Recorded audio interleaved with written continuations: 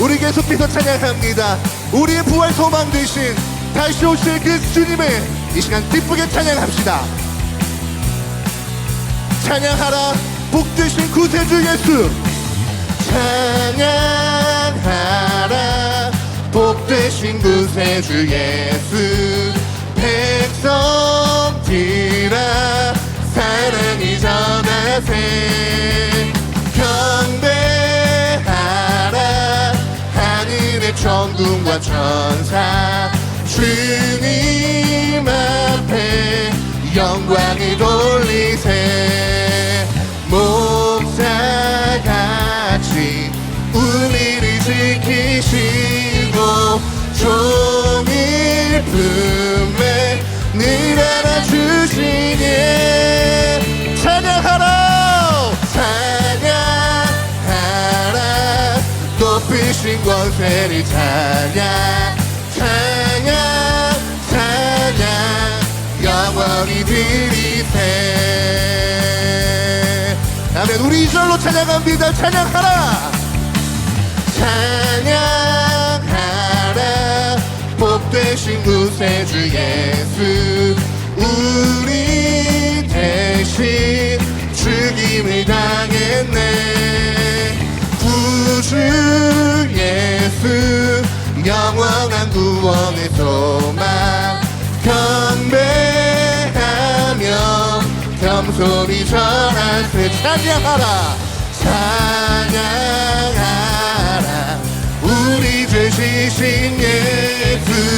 그의 사랑 한없이 크셔라. 찬양하라 찬양하라 높이신 권세를 찬양. 찬양 찬양 영원히 드리세. 우리 3절로 찬양합니다. 찬양하라 복되신. 찬양하라 복되신 구세주 예수. 천사들아 즐겁게 찬양해. 아멘. 구주 예수 영원히 다스리시니. 멸류관이 주 앞에 드리세. 구주 예수 세상을 이기시고 영광 중에 또다시 오시리. 아멘. 찬양하라 높으신 권세를 찬양.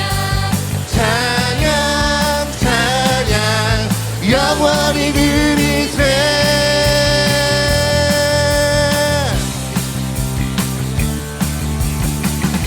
부활하신 주님께서 이 땅에 다시 오실 것입니다. 다시 한번 찬양합니다. 구주 예수. 구주 예수 세상을 이기시고 영광 중에 또다시 한 번 더 찬양합니다. 구주 예수.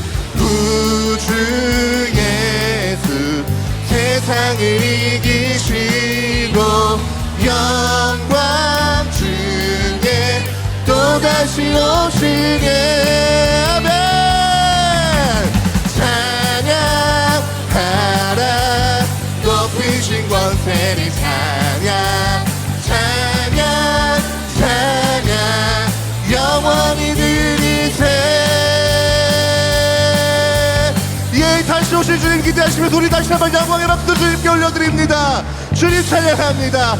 부활하신 주님께서 영광으로 이 땅에 다시 오실 것을 기대합니다. 우리의 소망 되신 그 주의 이름 찬양합니다. 할렐루야 할렐루야. 오랜만에 다시 와서 우리 여러 후배 귀한 여러분들의 찬양과 또 기도하는 모습, 예배드리는 모습을 보니까 너무 감사하고 은혜 많이 받았습니다. 여러분 축복하고 앞길에 하나님께서 함께 하시기를 축원합니다. 오늘 마음을 넓히는 훈련, 이런 제목으로 말씀을 잠시 전하겠습니다. 사람은 누구나 이런저런 관계성 속에서 살아갑니다. 내가 늘 만나고 직접적으로 연관되어 있는 사람에서부터 또 나에게 호의적이지 않은 그런 사람들에게까지 다양한 관계성 속에서 살아가기 마련이죠. 그때마다 우리가 어떻게 그리고 얼마나 열린 마음으로 상대를 대할 수 있는가 하는 여기에 우리의 삶의 행복과 성공이 달려있다, 이렇게 말할 수가 있을 것입니다. 복음서에 보면 예수님께서 제자들을 훈련하시는데 단지 신앙훈련이나 복음 사역과 관련된 훈련만 시키신 것이 아니라 인간관계를 위한 훈련도 시키셨습니다. 왜냐하면 이 부분도 주의 일꾼들에게 너무 중요하기 때문이죠. 목회를 하다 보면 교회에서 문제가 생기고 또 사역자들이 어려움을 당하고 성도들이 상처받고 교회를 떠나기도 하고 하는 이러한 문제들이 왜 생기는가? 믿음이 없어서입니까? 또는 설교를 못한다든지 사역하는 능력이 부족해서입니까? 물론 그런 이유도 있겠지만 대개는 관계 문제로 인해서 그런 문제들이 생길 때가 많다는 것을 경험을 합니다.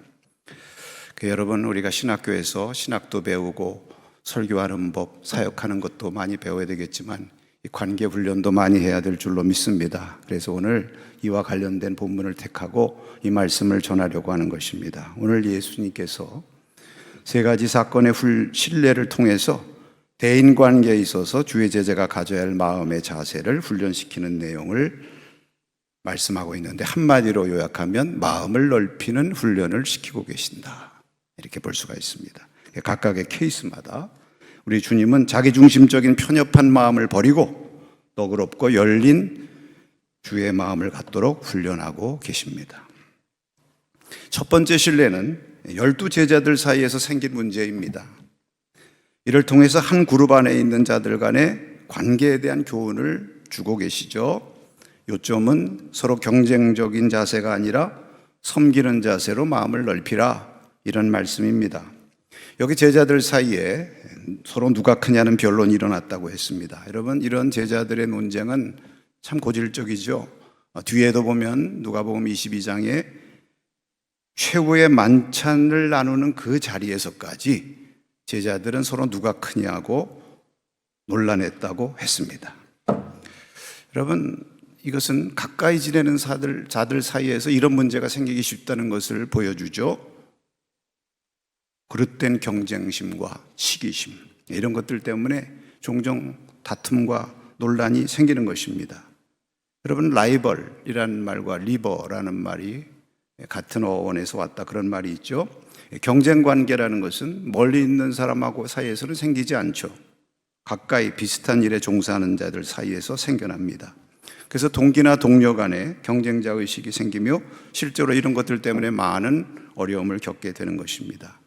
여기 보면 주의 제자리라고 하면서도 이런 경쟁의식 때문에 서로에 대해서 너그러운 마음보다는 옹졸한 마음을 갖고 결국 분란을 일으키게 된 것입니다. 내가 너보다는 더 낫고 더 크게 돼야지, 네가 나보다 더 크고 높은 자리에 올라가는 것은 내가 보지 못하겠다, 이런 마음 때문에 이런 문제가 생겼던 것이죠.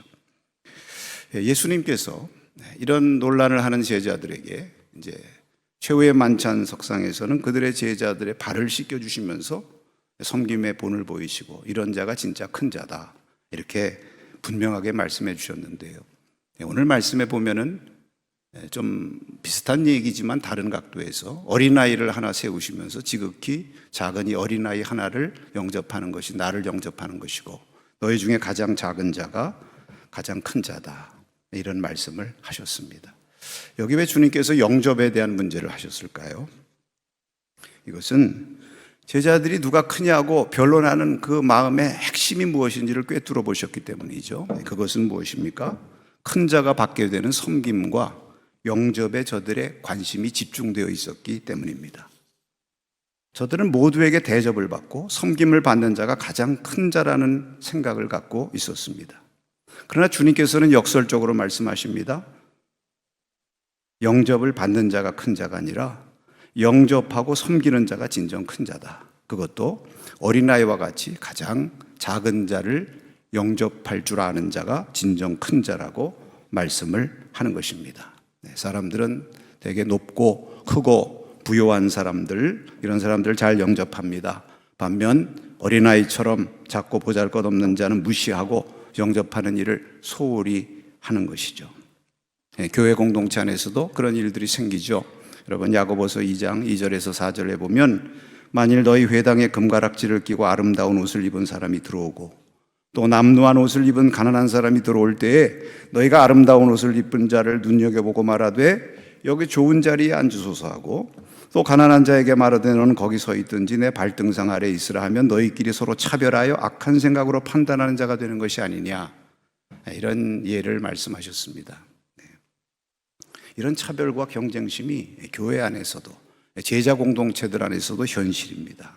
그런 상황 가운데서 우리가 정말 주님을 영접하는 마음으로 작은 자부터 영접하고 또 서로를 섬기는 마음으로 대할 때 그것이 진정 큰 자요 또 진정한 주의 제자요 참된 리더십이 있는 자다. 이것을 주님께서 가르쳐 주시는 것이죠. 여러분 이런 관계 훈련을 잘 받을 때 우리가 그릇된 경쟁의식이나 시기심에 사로잡혀 서로 다투는 그러한 공동체가 되는 것이 아니라 은혜로운 천국 공동체가 될 줄로 믿습니다. 이런 은혜가 우리 모두에게 있어지기를 바랍니다. 두 번째 신뢰. 여기는 이제 서로 비슷한 일을 하지만 내 그룹에 속해 있지 않는 자들에 대하여 어떤 마음의 자세를 가져야 될 것인가를 훈련하시는 말씀입니다. 요한이 예수님께 와서 말하기를 어떤 사람이 주의 이름으로 귀신을 내쫓는 것을 우리가 보고 저가 우리와 함께 따르지 않으므로 금하였나이다 했다고 그랬습니다. 제자들이 이런 일을 할 때 나름 정당하다고 생각했을 것입니다. 누가 감히 우리 예수님의 이름으로 귀신을 쫓는 일을 한다는 말인가? 함께 주님을 따르지도 않으면서 주의 이름을 도용하다니 용납할 수가 없다, 이렇게 여긴 것이죠. 여러분 이런 제자들의 태도는 남의 일과 같지 않습니다. 오늘날에도 이런 문제가 종종 발생하기 때문입니다. 심지어 교회 안에서도 좀 다른 방식으로 교리를 말한다든지 사역을 한다든지 하면, 신앙생활하는 양식도 좀 다르다든지 하면 의심의 눈초리를 보내고 심지어는 이단 시비까지 벌어지곤 하는 것입니다. 그런데 이에 대해서 예수님께서는 금하지 말라 이렇게 말씀하시면서 너희를 반대하지 않는 자는 너희를 위하는 자라고 하셨습니다. 내 편을 들고 나와 함께하는 자만이 나를 위하는 자가 아니라 비록 내 편은 아니더라도 나를 반대하지 않는다면 나를 위하는 자라는 넓은 마음을 가지라는 것이죠. 예수님께서는 그들도 내 이름으로 귀신을 내쫓고 있으니 나름대로 하나님 나라의 일에 쓰임을 받고 있는 것이 아니냐, 이렇게 제자들에게 물으신다고도 볼 수가 있습니다. 여러분 여기 다시금 예수님과 제자들 사이에 관점의 중요한 차이가 드러나게 되는 것입니다. 제자들은 자기 중심 또는 자기 편 중심으로 남을 보고 판단을 하고 있는 것입니다. 그러나 예수님께서는 하나님 중심, 하나님 나라 중심으로 보시고 판단하고 계시는 것입니다. 그래서 비록 나와 함께 하지 않고 내 그룹에 속하지 않더라도 그 나름대로 하나님 나라를 위해서 쓰임받고 있다면 나를 위하는 자요 나의 편이나 다름없다, 이렇게 보는 훈련을 하라는 것입니다.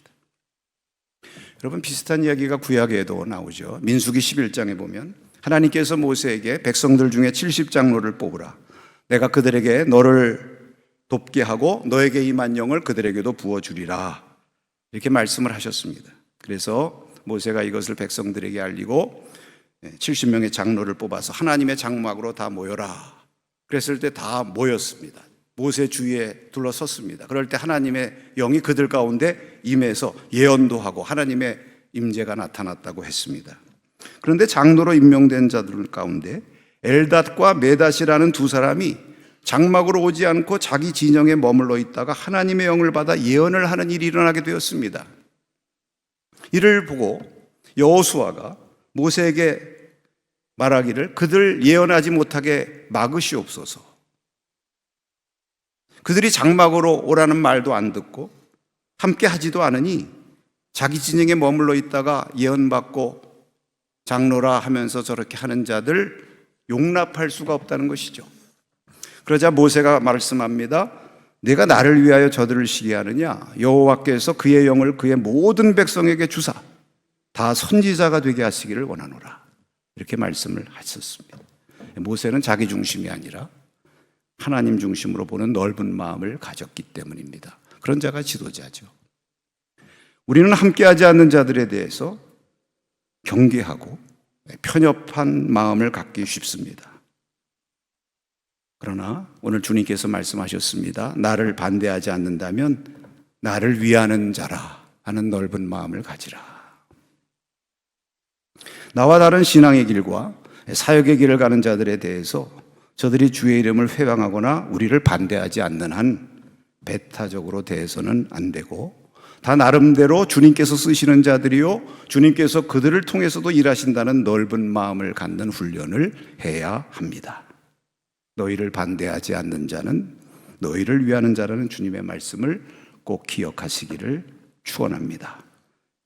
나를 위하는 자가 아니더라도 주님을 위하는 자라면 그것이 나를 위하는 자요 다 같은 신앙의 형제고 내 편이다. 이런 마음의 넓은 훈련이 있기를 바랍니다. 마지막 세 번째 예를 보겠습니다. 이번에는 자신들에게 호의적이지 않은 자들에 대해 어떤 마음의 자세를 가져야 할까 훈련하시는 말씀입니다. 예수님께서 예루살렘을 향하여 올라가시기로 결심하시고 미리 사자들을 사마리아인 마을에 보내서 그들에게 들어가실 일을 준비하게 하셨다고 그랬어요. 이렇게 하시면 열린 마음으로 사마리아인들에게 다가가 만나시고 복음을 전하시기 위함이었을 것으로 그렇게 믿습니다. 그런데 그만 사마리아인들이 이를 받아들이지 않았다고 그랬죠. 이것을 보고 야고보와 요한이 화가 나서 말하기를 주여 우리가 불을 명하여 하늘로부터 내려 저들을 멸하라 하기를 원하시나이까 이렇게 말했습니다. 무슨 말입니까? 주님 권세가 있으시니까 하늘로 명하셔서 하늘로부터 불이 내려와서 저들 좀 멸망시키게 하옵소서. 이런 야고보와 요한의 반응도 이해할 만하죠. 호의로 다가가려고 했는데 거부하니까 분노가 치밀어 오르고 그래서 없애버리고 싶었겠죠. 그래야 속이 후련할지도 모른 것입니다. 그런데 예수님은 이런 제자들을 꾸짖으셨다고 그랬습니다. 여기 세 번째 케이스 가운데 유일하게 꾸짖으셨다는 말씀이 나옵니다. 그만큼 이런 제자들의 태도에 대해서 단호히 노라고 말하시는 것입니다. 꾸짖으셨다는 말씀이 각 주에 설명이 되어 있는데요. 어떤 고대 사본에는 이 꾸짖으셨다는 말 뒤에 이런 말이 있다고 기록되어 있습니다. 이르시되 너희는 무슨 정신으로 말하는지 모르는구나. 인자는 사람의 생명을 멸망시키러 온 것이 아니요 구원하러 왔노라. 그리고 조용히 다른 마을로 가셨다고 했습니다. 예수님께서는 그런 자들로 인해 분노하지도 말고 맞서서 옥신각신하지도 말고 조용히 내 갈 길, 내 사명의 길을 가라 말씀하시는 것입니다. 주의 제자가 된 저와 여러분도 꼭 우리가 기억해야 될 것은 우리는 살리는 일에 부름받은 자라는 것을 잊지 마시기 바랍니다. 혹시 주님께서 우리에게 하늘로부터 불을 내리게 하는 그런 능력이나 권세를 주셨다 해도 그것을 내 마음에 안 드는 자들을 해하고 제거하는 데 쓰려고 해서는 결코 안 됩니다. 왜냐하면 그런 데 쓰라고 주신 권세가 아니기 때문입니다. 고린도후서 10장 8절에 주께서 주신 권세는 무너뜨리려고 하신 것이 아니요 세우려고 하신 것이라고 분명히 말씀을 하셨습니다. 더욱이 우리가 이런 때 꼭 기억해야 될 것은 오늘 본문에 보면 예수님 일행이 예루살렘을 향하여 가시기 때문에 사마리아인들이 받아들이지 아니하였다는 말씀이 나옵니다. 이것은 저들이 받아들이지 않은 이유를 설명하고 있는 것이죠. 무슨 말씀입니까? 그들이 받아들이지 않게 된 그 입장도 헤아려야 된다는 것입니다. 여러분, 통상 예루살렘을 향하는 순례자들, 유대인과 사마리아인들 사이의 거리도 그렇게 가깝지 않은데 서로 상종도 잘 안 하는데 더구나 순례자, 그들을 받아들이면 그 마을에 얼마나 복잡한 문제들이 생기겠습니까? 그러니까 통상 사마리아인들 입장에서 보면 그들을 안 받아들이는 것이 그게 보통의 일이에요. 새삼스러운 일도 아닙니다. 그러니까 그런 반응을 보이는 것이 다 이해가 하자 보면 되는 것이죠. 그런데 그렇지 않다고, 자기들 받아들이지 않는다고 분을 내고 멸망시킬 생각을 하는 것이 얼마나 자기중심적인 태도입니까? 그들의 입장에서 한 번도 생각해 보지 않는 것이죠. 만약에 그것을 이해한다면 이렇게 흥분할 일도 없었을 텐데. 여러분, 랍비 조셉 델류슈킨이라고 하는 분이 쓴 죽기 전에 한 번은 유대인을 만나라는 책이 있죠.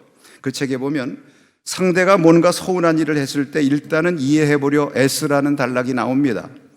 거기 예루살렘의 한 단체에 대한 소개를 하고 있는데, 그 단체는 정기적인 모임을 갖고 자신들을 서운하게 만든 주변 사람들의 행동에 대하여 이해될 만한 이유들을 생각해보는 시간을 갖는다고 합니다. 그러면서 거기 몇 가지 신뢰를 인용하고 있는데, 하나를 소개하면, 가령 당신이 결혼식에 초대받지 못했다면 이렇게 생각해보자. 첫째, 그가 당신에게 이미 청첩장을 보낸 걸로 착각했을 수도 있다. 둘째, 그가 초청장을 보냈는데 우성도 중 분실되었을 수도 있다. 셋째, 그가 많은 사람을 초대할 형편이 못 되었을 수도 있다. 이렇게 생각하기 시작하면 서운할 것도 없고 그 사람에 대해서 부정적인 감정 가질 것도 없겠죠. 여러분, 예를 들어서 내가 누구에게 전화를 했는데 상대방이 전화를 안 받아요. 그러면 왜 인간 내 전화도 안 받지? 이렇게 생각하면 화가 치밀어 오르고 마음에 온갖 생각들이 생겨나게 되겠죠. 그런데 피치 못할 사정이 있어서 못 받겠지, 이렇게 생각하면 마음이 평안해지는 것입니다. 호의를 베풀려고 했는데 받아들이지 않거나 또 부탁을 했는데 거절할 때 서운해하기보다 나름대로 이런저런 사정이 있어서 그럴 거야 생각하면 별로 서운할 것도 없고, 그와 나 사이에 불필요하게 생겨날 수 있는 관계 문제도 생겨나지 않게 될 것입니다.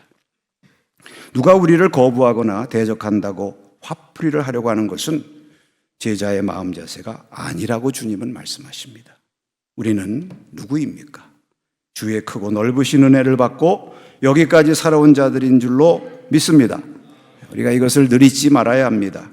우리가 종종 주님께 거부와 불순종의 태도를 가지고 살았지만 주님께서는 넓으신 마음으로 우리를 용납해 주심으로 여기까지 온 것입니다.